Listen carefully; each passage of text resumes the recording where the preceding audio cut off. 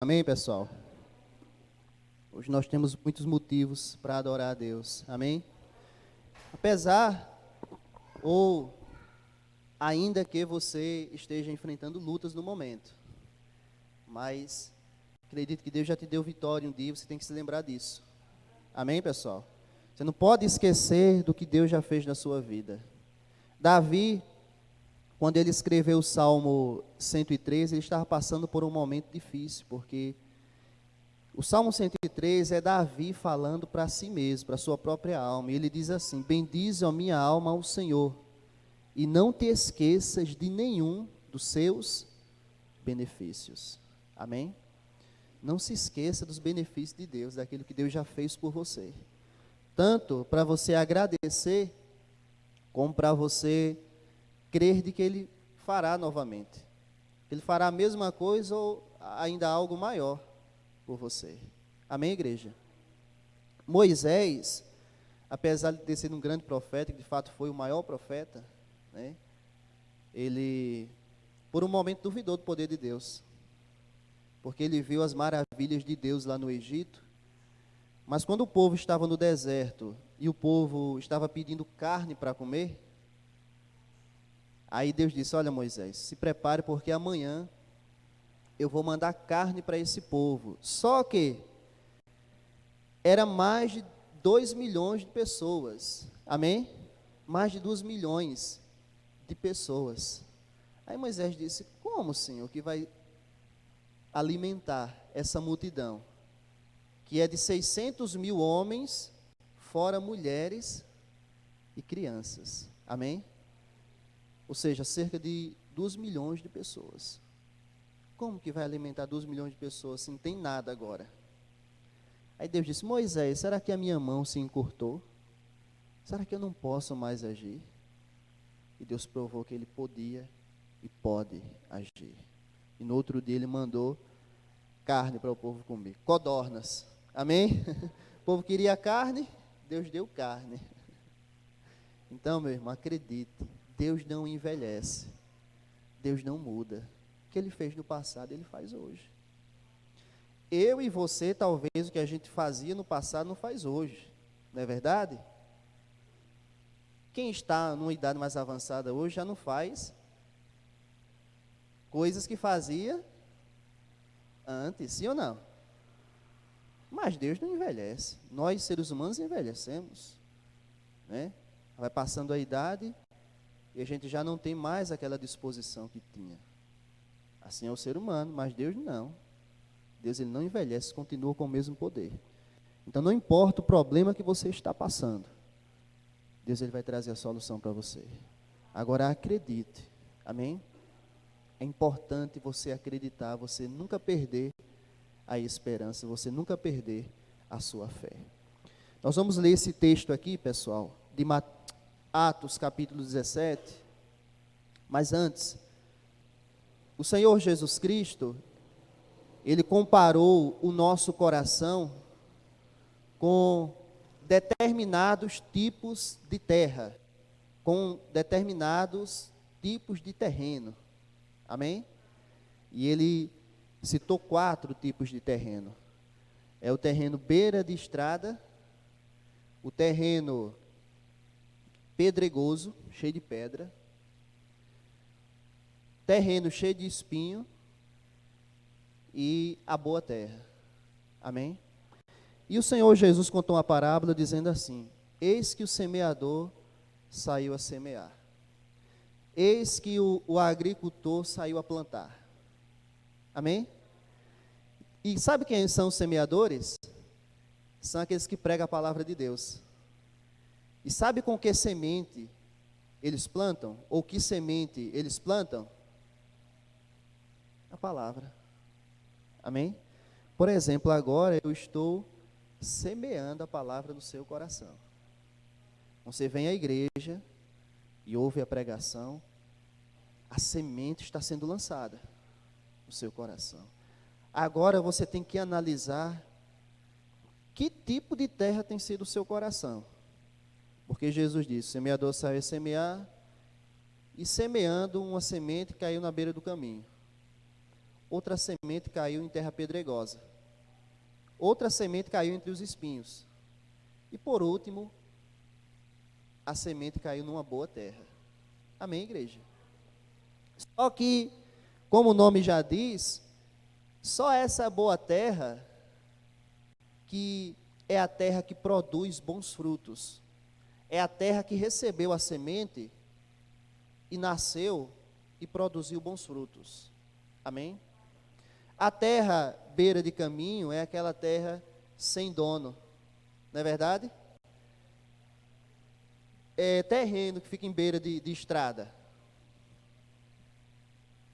As pessoas usam para o que quer ali, sim ou não? Principalmente se não for cercado nem murado. As pessoas ali, você sabe como é já. Usam para tudo ali. Porque é considerada terra sem dono, podemos dizer assim. Claro que tem um dono, mas as pessoas usam para o que quer. Ou seja, é aquele coração que não sabe o que quer. É aquele coração que aceita tudo, que todo mundo é dono do coração da pessoa. Ela aceita qualquer ensinamento.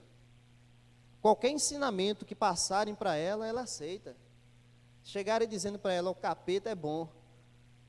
Ela vai dizer, é verdade, eu acredito. Não é assim? Sim ou não? Inclusive, são as pessoas que inconscientemente aceitam, sabe o quê? O ecumenismo. E o ecumenismo, ele não é bíblico. Amém, igreja? A Bíblia não é ecumênica. Você vai ver Deus batendo de frente com a idolatria. Batendo de frente mesmo. E puniu muitas das vezes o seu povo por conta da idolatria. Então, coração sem dono é aquela pessoa que acredita em tudo. Tudo para ela está bom. Ela acredita em toda a religião. É aquela velha história, né? Todo caminho leva a Deus. Olha só como é bonito. Todo caminho leva a Deus. Que frase bonita. Mas não é verdade. Amém? Não é todo caminho que leva a Deus. Jesus disse, eu sou o caminho, a verdade e a vida. Ninguém vai ao Pai senão por mim. Amém, igreja? Então, a gente sabe que só existe um caminho. Existem vários caminhos, mas o que leva a Deus é só Jesus Cristo. Os outros levam para o abismo. Leva para o abismo. Só o Senhor Jesus Cristo leva a Deus. Esse é o coração beira de estrada. E o coração pedregoso? Olha, a semente caiu no terreno pedregoso e logo aquela semente nasceu. Por quê? Porque embaixo tinha pedra e a raiz não se aprofundou. E por isso logo nasceu aquela semente. Logo se tornou uma planta. Mas Jesus disse que quando o sol bateu naquela planta, ela secou. Porque não tinha raiz profunda. Aí Jesus, ele mesmo explica na frente que esse coração é aquela pessoa que crê, ela até crê rápido, ela até assume a sua fé rápido. Ela se alegra e diz, eita, que maravilha, eu nunca mais abandono esse Deus. Mas quando a perseguição vem, quando as lutas surgem, a pessoa diz, eita, quer saber mais não de Deus, quer saber mais não de igreja. Não é verdade? É o coração pedregoso, é de pouca duração. Logo nasce, mas também quando vem as perseguições, surgem as lutas, a pessoa se apaga, ela morre, ela seca. Nós não podemos ser assim. Amém? Olha, Jesus está falando é do nosso coração. E em Provérbios diz que sobre tudo que se deve guardar, guarda o teu coração, porque dele procedem as saídas da vida. Amém? Então você tem que analisar que tipo de terra tem sido o teu coração. E aí Jesus cita também a terra entre os espinhos, né? A semente caiu no meio dos espinhos, só que os espinhos sufocaram a semente. Aí Jesus diz que esse tipo de coração são aquelas pessoas que as seduções e o mundo sufocam a palavra que foi lançada no coração dela. Veja só, a pessoa até crê, mas as muitas preocupações, o mundo sufoca a palavra. E aquela semente se torna infrutífera. A pessoa até crê, mas só que tem muitos espinhos ali sufocando. Não é verdade? Sim ou não? Não, pastor, mas o mundo é tão bom. Mas Jesus disse que quem ama o mundo, o amor do Pai, não está nele. Amém? O mundo não está se referindo, pessoal, ao planeta. Quem entende, pessoal? A natureza, não. Quando a palavra de Deus fala do mundo, que a gente não deve amar o mundo, está se referindo ao sistema. Sim ou não? Ao sistema, ao pecado, à iniquidade. Os dias já estão chegando, como o Senhor Jesus profetizou, como nos dias de Noé, já está ficando parecido. Onde ninguém ali na época de Noé queria saber de Deus. Veja, todo mundo tinha muitas coisas para fazer. Era farra, era festa, era prostituição à solta, né? E aí veio o dilúvio e só Noé e a sua família foram salvos. Já está chegando perto. E a gente não pode ser esse tipo de terra. O nosso coração não pode ser esse tipo de terra. Senão a nossa vida não vai para frente. A pessoa até crê, mas tem muita coisa sufocando, muita coisa impede a pessoa de servir a Deus. Quando ela tem que tirar todos esses espinhos. Quem está entendendo, pessoal? Olha, tire esses espinhos do seu coração, que está sufocando você, que está impedindo você de servir a Deus. Está impedindo você de orar. Está impedindo você de vir à igreja. Né? O que é que tem sido esses espinhos na tua vida? Pastor, de fato. Então começa a tirar esses espinhos, para que você possa servir a Deus livremente, sem nenhum empecilho. Amém? E aí, por fim, né, Jesus fala da boa terra, onde a semente caiu e produziu muitos frutos. Amém? Procure fazer com que o teu coração seja essa boa terra. Só depende de você. Não é predestinação. Não se iluda com predestinação. Amém, igreja? Predestinação não é bíblica. Predestinação é uma história que inventaram para colocar a culpa em Deus. Não é verdade? Ora, porque se Deus predestinou você a ser uma desgraça, a culpa não é sua. A culpa seria de quem? De Deus. Seria de Deus se fosse assim. No capítulo 17, Atos dos Apóstolos, sobre duas cidades diferentes que receberam, ou melhor dizendo, que ouviram a palavra de Deus, que ouviram a pregação do Evangelho. E aí você vai ver que elas não receberam da mesma forma. Aí é o que a gente falou, né, dos tipos de corações. Cada um tem um tipo de coração. Cada um desses dois povos, dessas duas cidades, tem um tipo de coração. Veja só, versículo 1. E passando por Anfípolis e Apolônia, chegaram a Tessalônica. Essa é a primeira cidade, Tessalônica, onde havia uma sinagoga de judeus. Amém? Aqui está falando, pessoal, de Paulo e Silas.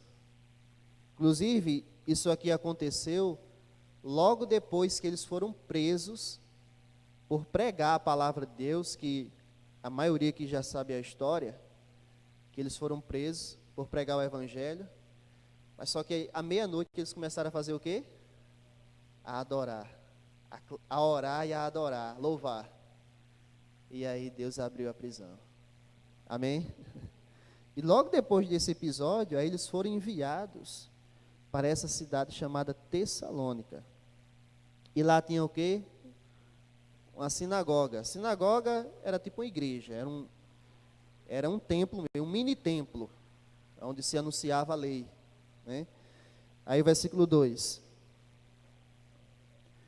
E Paulo, como tinha por costume, foi ter com eles, e por 3 sábados disputou com eles sobre as Escrituras, ou seja, debatia com os judeus ali sobre a palavra de Deus, expondo e demonstrando que convinha que o Cristo padecesse e ressuscitasse dentre os mortos. Por que havia esse debate? E Paulo, por muitas das vezes, pegou discussões com os judeus, porque a visão dos judeus era que o Messias, no exato momento que ele viesse, ele já iria destruir os inimigos de Israel. Ele já iria destruir, no caso na época, eram os romanos, que eram que oprimia Israel. Aí essa era a visão dos judeus. E eles muitas das vezes não entendiam, só que isso já estava na lei, já estava nas profecias. Por que que os apóstolos diziam que Jesus era o Messias, sendo que ele morreu na cruz? E você vai recordar comigo que quando Jesus estava lá pregado na cruz, as pessoas passavam e faziam o quê? Zombavam. E diziam o seguinte: se é o Messias, desça da cruz. Sim ou não? Disseram. Mas se é o Messias, né? Curou tanta gente, por que não pode descer da cruz, se tem poder? Só que Paulo dizia para aquele povo: olha, tudo isso que aconteceu era necessário. Amém? Era necessário que ele morresse pelos nossos pecados. Assim como no Antigo Testamento se oferecia sacrifícios pelos pecados, mas Jesus Cristo veio como o único e suficiente sacrifício por todos os nossos pecados. Inclusive, ainda pelos que você vai cometer. Você sabia disso? Se não sabia, fique sabendo, viu? Que Jesus morreu até pelos pecados que você ainda vai cometer. E com isso, você não tem liberdade de pecar. Você vai pecar, mas Jesus não dá liberdade de você pecar com isso. Quem está entendendo, pessoal? Ah, então pastor, Jesus morreu pelos meus pecados, que eu ainda vou cometer? Ah, então eu vou triplicar os meus pecados. Aí você está brincando com Deus. Não é assim. Mas infelizmente, durante o tempo que nos resta, a gente ainda vai pecar, a gente ainda vai errar. Amém, igreja? Infelizmente.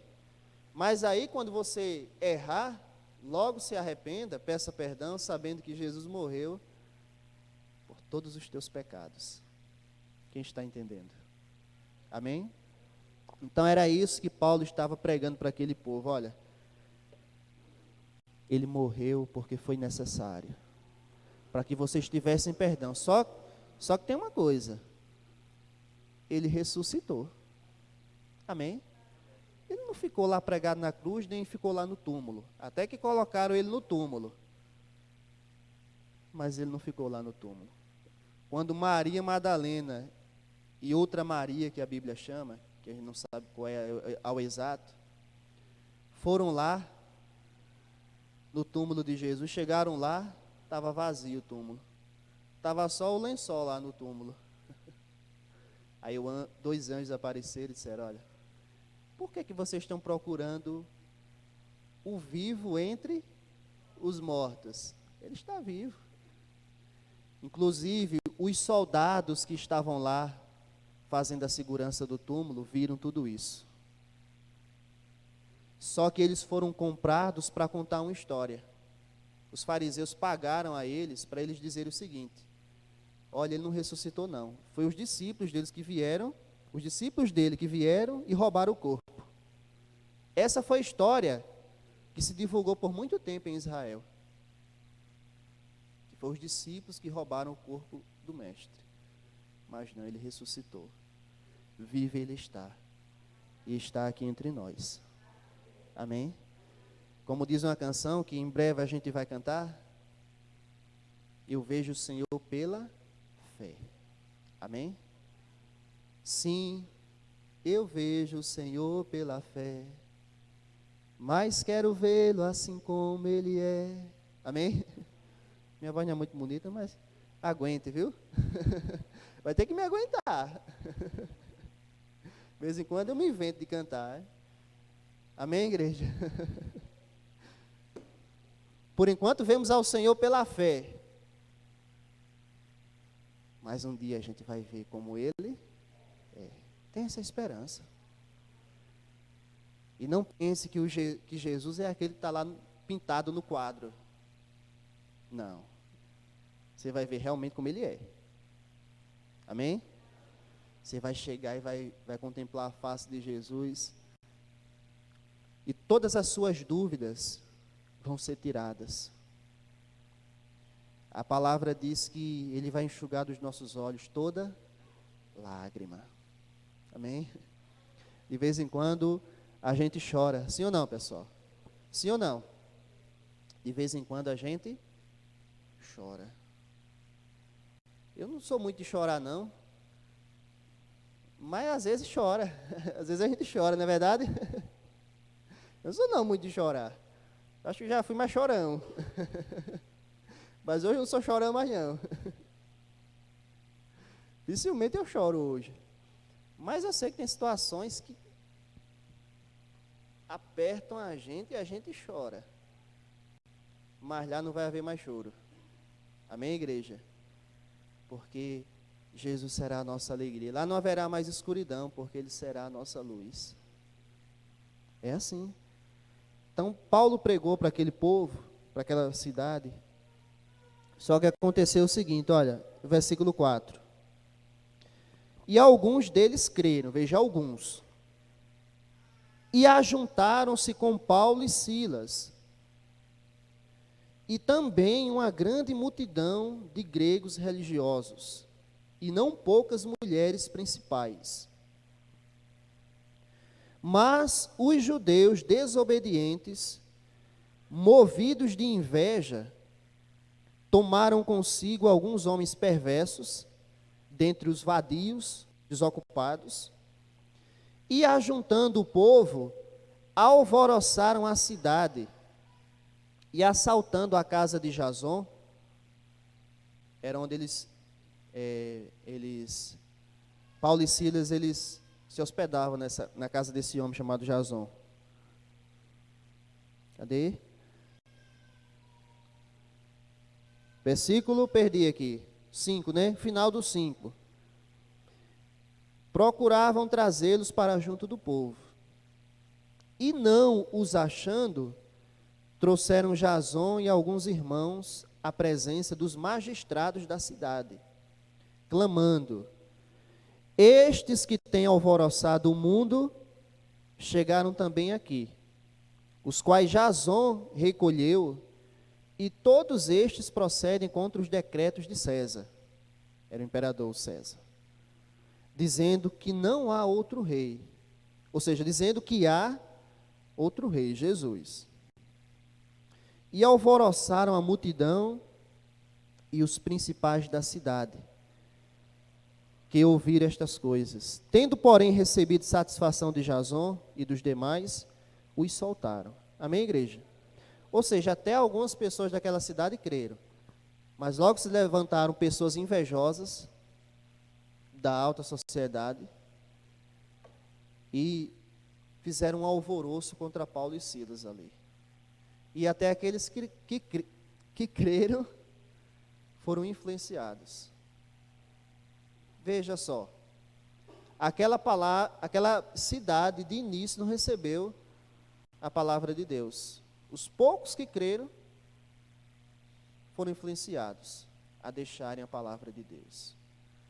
Veja, aí você vê que a intenção de Deus, através do apóstolo Paulo naquela cidade, era salvar aquele povo. Sim ou não, pessoal? Se não era salvar, então para que pregar? Só que o povo não compreendeu isso e não recebeu a palavra de Deus. Não aceitaram. Perseguiram Paulo e Silas.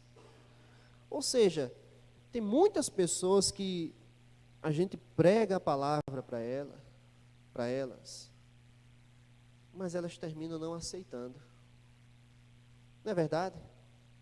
E muitas das vezes, porque tem muitas influências sobre elas.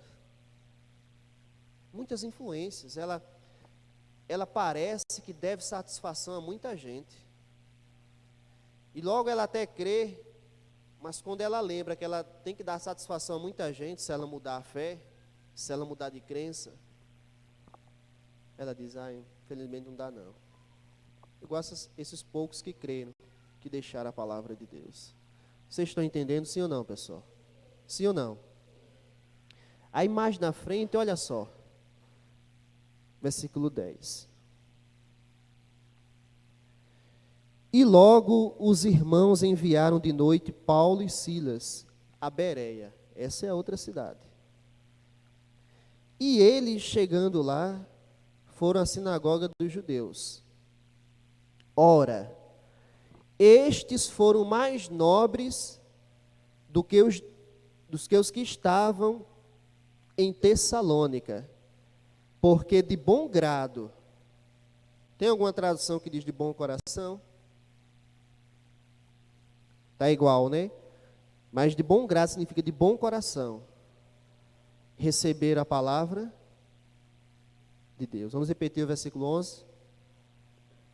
Ora, estes foram mais nobres dos que os que estavam em Tessalônica, porque de bom grado receber a palavra, examinando cada dia nas Escrituras, se estas coisas eram assim. Amém? Ou seja, o povo de Bereia, os bereanos, eles receberam a palavra de Deus com bom coração. Agora, claro que eles analisavam tudo que Paulo dizia com as Escrituras. Amém? No caso, eles só tinham na época o Velho Testamento. E Paulo justamente usava o Velho Testamento para anunciar Jesus. E eles iam lá conferir, olha, é verdade mesmo? Iam lá e conferiam. Confirmavam o que Paulo falava, colocaram no coração a palavra. Amém? Olha, se a palavra que você está ouvindo, ela está de acordo com a Bíblia, abraça de todo o seu coração, sem medo. Sem medo. Sem medo, como diz o outro, de ser feliz. Amém? Pastor, mas tem isso, tem aquilo que eu preciso deixar ainda. Não começa a deixar agora. Começa a deixar. Amém, igreja? Pastor, não tenho forças, então busque forças em Deus. Começa a buscar e dizer, Senhor, me liberta disso, isso aqui me atrapalha, isso aqui atrapalha a minha comunhão contigo. Eu sei que eu estou ouvindo a verdade, Senhor, mas eu preciso me firmar, eu preciso a cada dia, Senhor, aceitar essa palavra e tirar da minha vida o que desagrada ao Senhor. Então você vê aí, pessoal, que há muitas das vezes dois tipos de pessoas, aquelas que ouvem a palavra e não recebem, mas tem aquelas que ouvem e recebem a mesma palavra, a mesma pregação. E aí, o escritor aos Hebreus, ele diz o seguinte, que Israel não foi abençoado porque não misturou a fé com a palavra da pregação.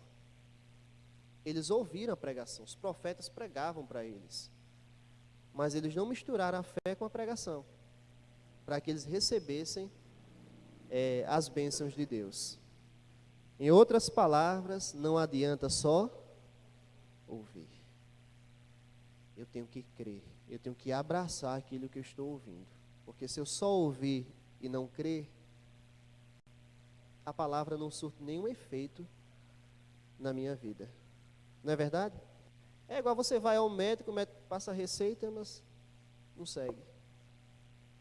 Você ouviu os conselhos do médico, você tem a receita, mas parece que não vale de nada.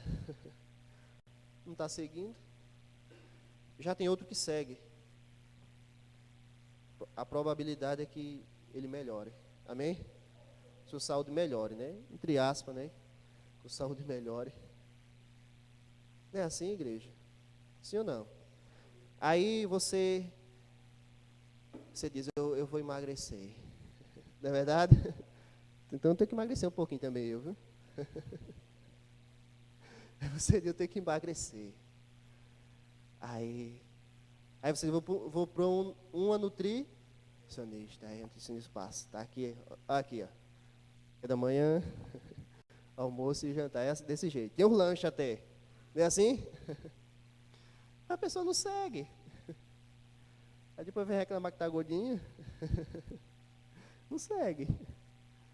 Não surte efeito. O conselho está ali, mas não quer seguir. Ou seja, eu tenho que abraçar aquilo que eu estou ouvindo e dizer, eu vou praticar isso aqui. E muitas vezes vai exigir esforço de você, sim ou não? Essa questão mesmo de emagrecer exige um esforço de você. Você vai ver lá um pedaço de chocolate, você vai ver lá um bolo, e vontade de comer essas coisas dá mais à noite, não é verdade? Dá mais à noite, e aí, meu Deus, mas eu quero emagrecer, e esse negócio aqui, você abre a geladeira e está lá. Sim, meu Deus. Você vai ter que negar assim mesmo. Amém? Dizer, não. Depois, mas agora não. Para você obedecer a palavra de Deus, você vai ter que negar assim mesmo, muitas vezes. Mas vai te fazer muito bem. Amém? Abra aí agora em Hebreus capítulo 4. Mais na frente, bem mais na frente. Pode ir passando aí, você acha. Na verdade é quase já no final da Bíblia, né? É um dos livros finais ali, Hebreus.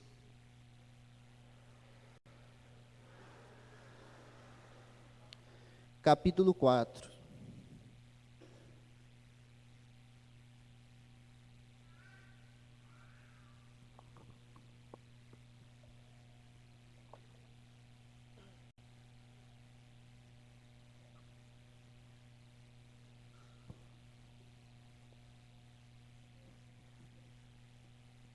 Versículo 12. Veja o que é que diz, olha. Porque... Acharam, pessoal? Versículo 12.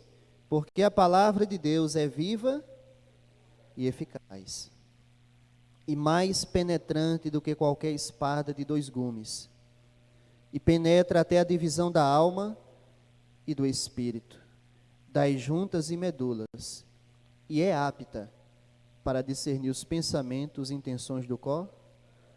Ou seja, de fato a palavra de Deus é viva e eficaz, é eficiente. Agora, quando eu coloco a minha fé nela, na palavra de Deus, se eu não colocar, essa eficiência que ela tem, não vai me alcançar. Quem entendeu, levante sua mão e diga graças a Deus. E quando diz aqui, olha, ela discerne os pensamentos e intenções do coração. Numa pregação, pessoal, Deus fala o que você está passando. E muitas vezes o pastor não sabe. Mas entenda que é Deus falando com você. Não é o pastor, é Deus falando com você. Aceite. Amém?